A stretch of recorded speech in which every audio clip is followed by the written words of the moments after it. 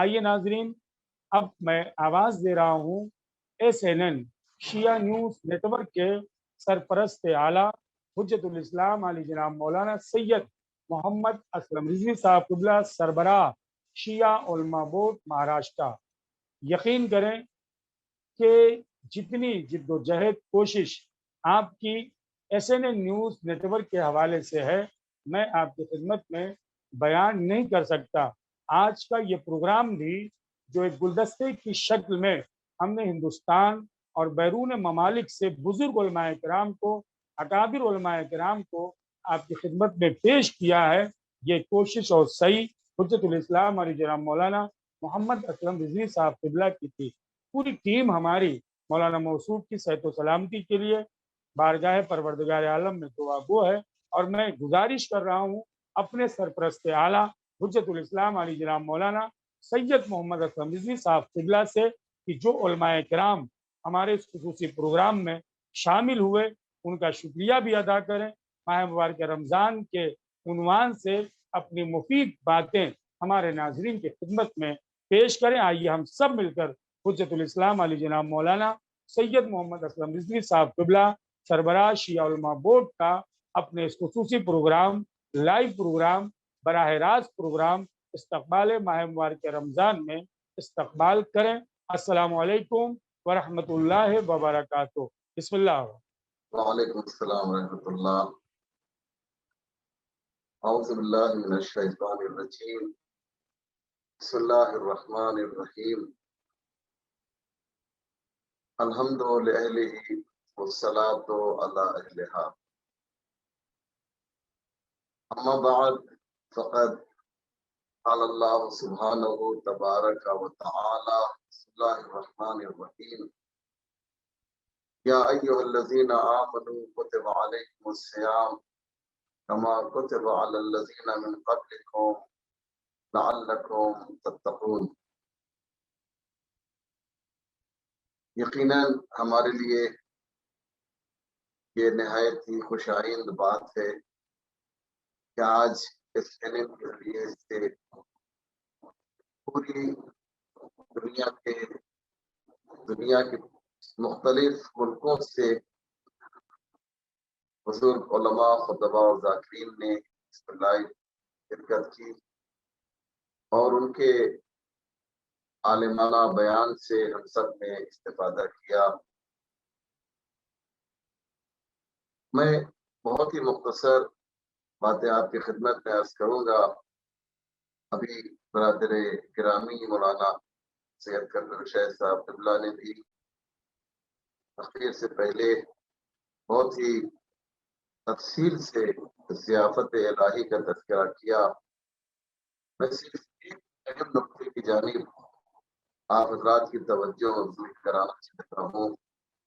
اللہ نے جب روزے کے وجوب کی بات کی تو اعلان کیا، یا ایھا الذین آمنوا کتب علیکم الصیام کما کتب علی الذین من قبلکم لعلکم تتقون۔ اے ایمان لانے والو، کتب علیکم الصیام، روزہ تم پر واجب کر دیا گیا ہے، کما کتب علی الذین من قبلکم۔ یہ جو انداز تخاطب ہے، پروردگار کے بیان کرنے کا یہ جو طریقہ ہے کہ اللہ جب روزے کو واجب کر رہا ہے تو خطاب ایمان لانے والوں سے کر رہا ہے۔ بہت ہی حسین اور بہت ہی خوبصورت یہ انداز ہے، یہ آواز دے رہا ہے ایمان لانے والوں، یعنی خطاب اور ایڈریس مومنین سے ہو رہا ہے۔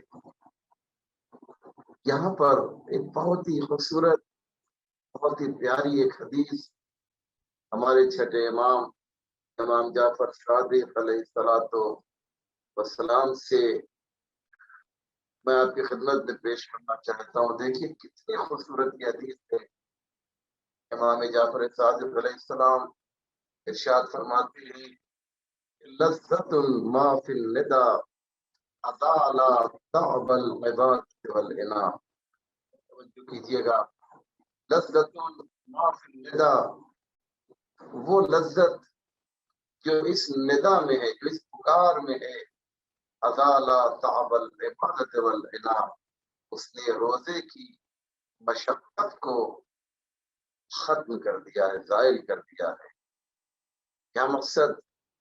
روزہ پروردگار بتانا چاہتا ہے کہ نہ سمجھنا کہ کوئی تمہارے لیے سختی ہے، بلکہ حقیقت یہ ہے کہ تمہارے لیے یہ روزہ مفید ہے۔ بعد میں آخر میں اعلان کیا لعلکم تتقون، روزہ تم پر واجب ہے یا واجب کیا گیا ہے لعلکم تتقون، تاکہ تم متقی بن جاؤ، تاکہ تم پرہیزگار بن جاؤ۔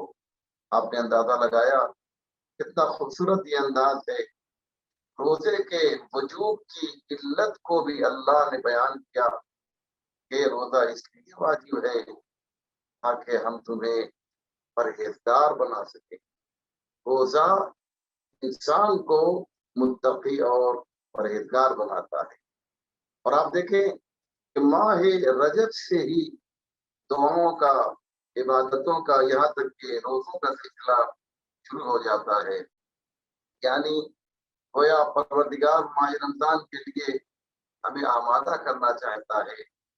ماہ رجب میں روزوں کا ثواب رکھا، ماہ شعبان میں بھی بہت ثواب دیا۔ پھر دعائیں ہیں، ہر روز کی دعا، ہر روز کا کوئی نہ کوئی عمل، یہ اس بات کی دلیل ہے اے میرے بندے، ماہ رمضان آ رہا ہے، کیا تو اس کا استقبال نہیں کرے گا؟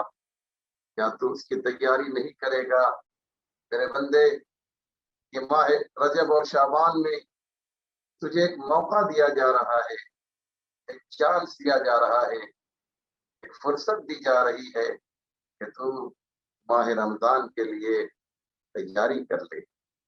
اور یہ دستور رہا ہے پیغمبر اسلام نے خطبہ شعبانیہ کے ذریعے سے برادر گرامی مولانا سید محمد رضوی صاحب نے بہت ہی جامع تقریر اس سلسلے میں کی ہے، اور انہوں نے بتایا کہ پیغمبر اسلام نے خطبہ شعبانیہ کے ذریعے سے ہم سے ماہ رمضان میں کیا مطالبہ کیا۔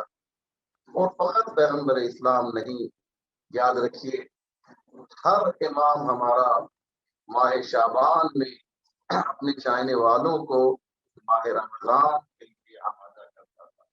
میرے شیعو، مجھ سے محبت کرنے والوں، ماہ رمضان آ رہا ہے، استقبال کے لیے آمادہ ہو جاؤ، استقبال کے لیے تیار ہو جاؤ۔ اور برادران عزیز، یہی ہوا کہ جو اللہ والے ہوا کرتے تھے وہ ماہ رمضان سے پہلے ہی آمادگی اور تیاری شروع کر دیا کرتے تھے۔ اور پیغمبر کا وہ عظیم الشان خطبہ جسے آپ ابھی علماء سے سن چکے ہیں، اس میں ایک بہت ہی خوبصورت لفظ ہے، اور وہ یہ ہے کہ تم ان کو دعوت دی گئی ہے۔ دعوت دینے والا کون ہے؟ داعی کون ہے؟ آپ کو اپنے دسترخوان پر بلانے والا کون ہے؟ یہ وہ ہے جو رب العالمین ہے، جو عالمین کا رب ہے، جو قادر ہے، جو مختار ہے،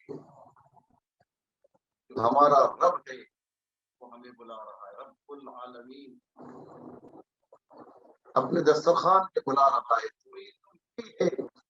ضیافت اللہ، تمہیں اللہ کی ضیافت کے لیے بلایا گیا ہے۔ آ جاؤ میرے بندے، میرے دسترخوان پروردگار آواز دے رہا ہے، سب کے لیے ہے۔ سب میں وہ سب ہے کہ جو ماہ رمضان کے روز کا روزہ رکھے، اس کے لیے ہم نے ایک دسترخوان تیار کیا۔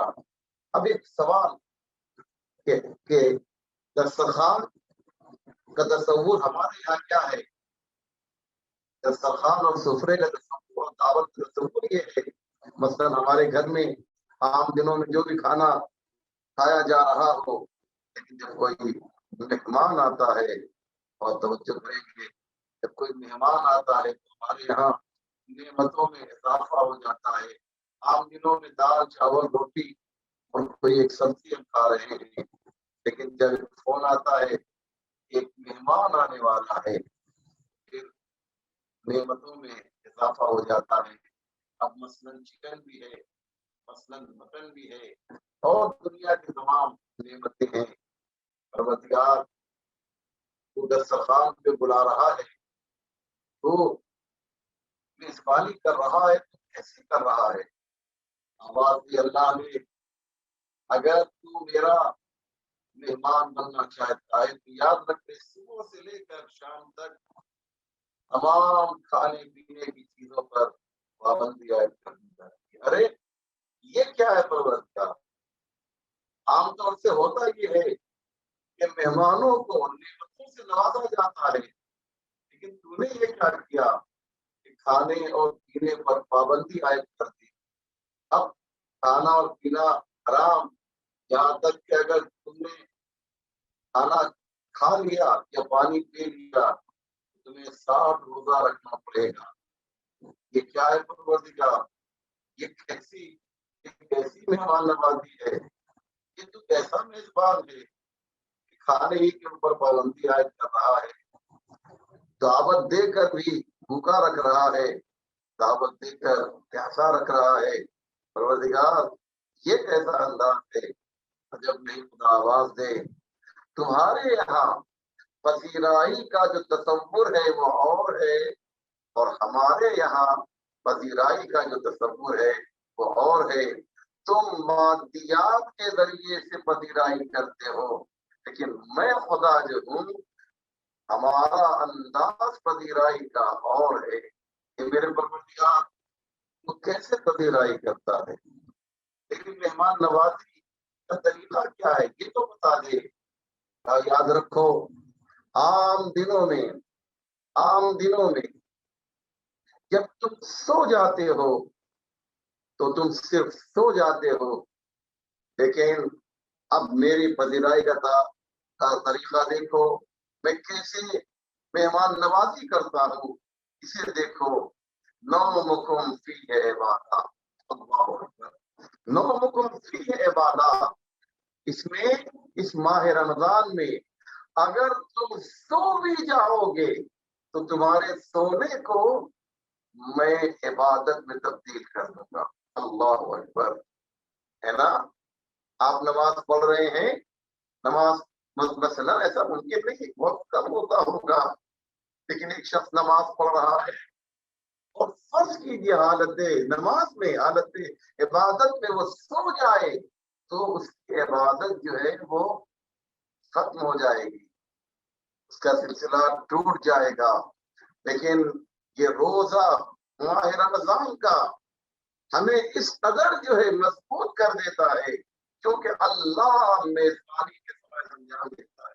پروردگار کہہ رہا ہے اگر ماہ رمضان میں روزہ رکھ کے تم سو جاؤ گے تو میں تمہاری نیند کو عبادت بنا دوں گا. اللہ اکبر. وانفسکم فیہ تسبیح، اور تم جو سانس لے رہے ہو، عام حالات میں سانس لے رہے ہو تو یہ سانس لینا جو ہے تمہارا ایک طرح سے مباح ہے، لیکن اگر روزہ رکھ کے تم ایک سانس بھی لیتے ہو تو ہر سانس کے بدلے میں تمہارے نام اعمال میں ایک تسبیح کا ثواب ملتا جائے گا. ہم جب روز محشر میدان محشر کے کھلے میزان کے پاس جائیں گے اور وہاں پر ہمارا نام اعمال سامنے رکھا جائے گا، اس ماہ رمضان کے روزوں کے سلسلے میں جو باتیں جو ثواب ہوگا ان میں مثلا یہ لکھا جائے گا کہ تم نے کتنے ملین بلین ٹریلین مرتبہ جو ہے اللہ کی تسبیح کی تھی، اس کا ثواب یہ ہے. اللہ کیسا میزبان ہے، کتنا کریم میزبان ہے. اسی لیے رمضان کریم کہا جاتا ہے. کریم در حقیقت کہتے ہیں اس مہمان نواز کو کہ جو بے لوث اپنے مہمانوں کی خدمت کرے. اللہ اکبر. آپ بہت سنتے ہیں رمضان کریم رمضان کریم، اسی لیے کہا جاتا ہے کہ کریم وہ میزبان ہوتا ہے جو احسان نہیں جتاتا ہے، جو سب کچھ دینے کے لیے تیار ہے۔ انفاسکم، اور کیا کرتا ہے پروردگار؟ تیرے دسترخوان پہ کیسی کیسی نعمتیں ہیں کا ایک تسلسل ہے، ایک سلسلہ ہے ہماری نعمتوں کا کہ تم اسے شمار بھی نہیں کر سکتے۔ ایک اللہ نے ایک نعمت اور دی ہے جس کا تصور اب آپ کر بھی نہیں سکتے ہیں، اور وہ یہ ہے کہ عام مہینوں میں 11 مہینوں میں اگر ہم نے قرآن کی تلاوت کی ہے تو یہ تو قرآن کی ہم تلاوت کر رہے ہیں، جو ثواب ہے وہ ہم کو ملے گا جو اللہ نے ثواب رکھا ہے۔ لیکن آپ دیکھیں اب ہم چونکہ ماہ رمضان میں اس کے مہمان بن گئے ہیں نا، اس کے مہمان بن گئے ہیں، تو اس نے کیسی نعمت ہمیں عطا کی ہے۔ جانتے ہیں اس نے کیا دیا؟ اس نے ہمیں کیا دیا؟ اللہ نے کہا کہ یاد رکھو عام دنوں میں قرآن پڑھو گے تو اس کا ثواب کچھ اور ہے، لیکن جب تم ماہ رمضان میں قرآن کی ایک آیت پڑھو گے تو ہر آیت کے بدلے میں ایک قرآن کا ثواب عطا کیا جائے گا۔ آپ دیکھ رہے ہیں عزیزو، یہ اللہ کے مہمان نوازی کا طریقہ ہے، لہذا ہمیں اس کی ضیافت کے لیے تیار ہونا چاہیے۔ یاد رکھیے میزبان اور مہمان دونوں تیاری کرتا ہے۔ میزبان نعمتوں کو دسترخوان پہ رکھنے کے لیے تیاری کرتا ہے، اور مہمان کو بھی تیاری کرنا چاہیے کہ وہ اپنے کو ایسا بنا دے کہ وہ دسترخوان پہ چنی ہوئی نعمتوں سے استفادہ کر سکے۔ میں ایک مثال دیتا ہوں، انشاءاللہ بات واضح ہو جائے گی۔ ایک مثال سنیے، بہت پیاری مثال ہے، مجھے بہت پسند ہے یہ مثال۔ میں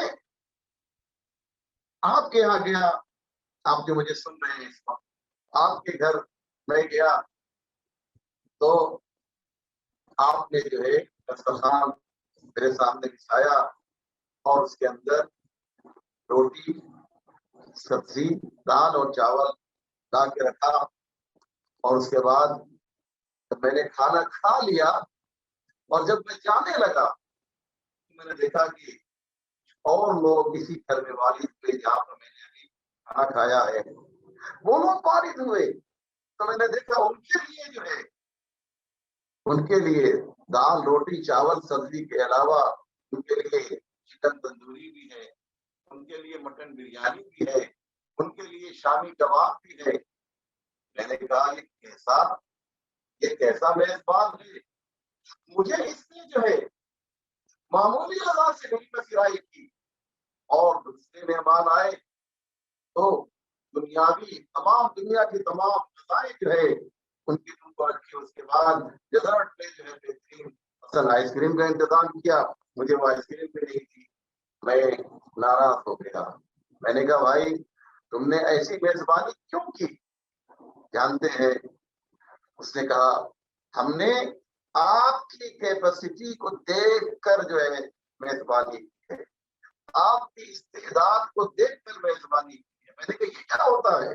کہ چونکہ آپ کا بی پی بہت ہائی رہتا ہے اور آپ کی شوگر بہت ہائی رہتی ہے، اس لیے جن کا بی پی بڑا ہوا ہوتا ہے اسے نان ویج نہیں کھانا چاہیے، جن کی شوگر زیادہ ہوتی ہے انہیں آئس کریم مثلا نہیں کھانا چاہیے، کیونکہ آپ کو بی پی ہے، آپ کو شوگر ہے، اس لیے آپ کے لیے دسترخوان پر معمولی سی غذا رکھی گئی، لیکن یہ لوگ ماشاء اللہ صحت مند ہیں، ان کو نہ کوئی بی پی ہے، ان کو نہ کوئی شوگر ہے، اس لیے انہیں جو ہے ہم نے کیا کیا، ہم نے انہیں جو ہے وہ بہترین نعمتوں سے نوازا۔ تو اب آپ نے غور کیا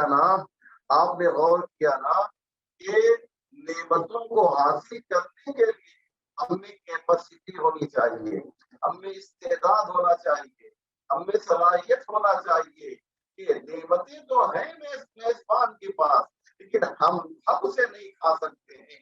اللہ بھی اسی طریقے سے اپنی نعمتوں کو دینے کے لیے تو تیار ہے، لیکن ہمارے گناہوں کے بی پی نے جو ہے، ہماری معصیت کے شوگر نے جو ہے ہمیں ان نعمتوں سے محروم کر دیا ہے۔ پروردگار देना चाहता है। इस्तकबाल माह रमजान का ये प्रोग्राम है जो SNN न्यूज चैनल से अल्हम्दुलिल्लाह आपकी खिदमत में पेश किया जा रहा है। ये वो प्रोग्राम है, ये वो अजीम प्रोग्राम है जिसमें मैंने शुरू में अर्ज किया कि बहुत ही जय्यद उलमा इसके अंदर उन्होंने शिरकत की है। और मैं आपसे गुजारिश करूंगा जो लोग मुझे इस वक्त देख रहे हैं कि ये SNN ये चैनल अल्हम्दुलिल्लाह इसका एक तरह से आगाज हो गया है और इसमें सैकड़ों उलमा इससे जुड़ चुके हैं, इससे वाबस्ता हो चुके हैं। आप तमाम हजरात से मेरी गुजारिश ये है कि इस प्रोग्राम को जो है या जो भी प्रोग्राम आ रहे हैं उसे आप देखें, उसे आप फॉरवर्ड करें, इस चैनल को सब्सक्राइब करें। और मैं तमाम उलमा का इसमें शरीक हो चुके हैं और शरीक होंगे, दिल की गहराई से शुक्रिया अदा करता हूँ। SNN की तमाम टीम का शुक्रिया अदा करता हूँ। बिरादर अजीज मौलाना अली अब्बास वफा का, बिरादर अजीज जनाब अर्शद साहब का भी शुक्रिया अदा करता हूँ, पूरी टीम का कि जो इस प्रोग्राम को यहाँ तक पहुँचाने में इन्होंने बड़ी मेहनत की है। अल्लाह से दुआ है उलमा जिन्होंने अब तक जो है इसमें तकरीर की है और ये जो जिम्मेदारान हैं, जो अराकीन हैं, जो इससे जुड़े हुए हैं, परवरदिगार इनको हर तरह की आपकी समाजी फलाह से महफूज रखे। अस्सलाम वालेकुम व रहमतुल्लाहि व बरकातहू। नाजरीन, आप देख रहे हैं SNN शिया न्यूज़ नेटवर्क का बराह रास्त लाइव प्रोग्राम इस्तक़बाल-ए-माह-ए-मुबारक-ए-रमज़ान।